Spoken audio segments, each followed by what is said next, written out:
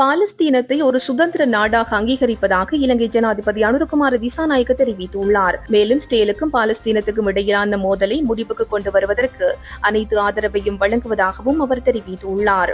ஐக்கிய நாடுகள் சபையின் 80வது பொதுச்சபை அமர்வில் உரையாற்றிய ஜனாதிபதி அனுரகுமார திசாநாயக்க இவ்வாறு தெரிவித்துள்ளார். ஊழலுக்கு எதிரான போராட்டம் ஆபத்தானது என்றாலும் அதனை எதிர்த்து போராடாமல் இருப்பது இன்னும் ஆபத்தானது என்று ஜனாதிபதி இதன் போது தெரிவித்துள்ளார்.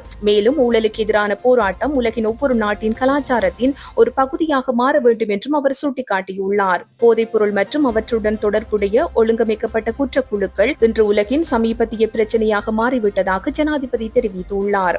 உலகளாவிய போதைப்பொருள் பிரச்சனை உலகெங்கிலும் உள்ள மில்லியன் கணக்கான மக்களை பாதிக்கும் சிக்கலான சவாலாக மாறியுள்ளது. போதைப்பொருள் வர்த்தகமும் அதன் மூலம் செயல்படும் ஒழுங்கமைக்கப்பட்ட குற்றமும் பல நெருக்கடிகளுக்கு வழிவகுத்துள்ளன. இவற்றில் ஈடுபட்டுள்ள குழுக்கள் மாநிலங்களை இரையாக மாற்றுகின்றன. இந்த பேரழிவு உலக சுகாதாரம், உலக ஜனநாயகம், உலக அரசியல் மற்றும் உலக நலனுக்கு எதிரான ஒரு பெரிய போக்காக மாறிவிட்டது என்று தெரிவித்துள்ளார்.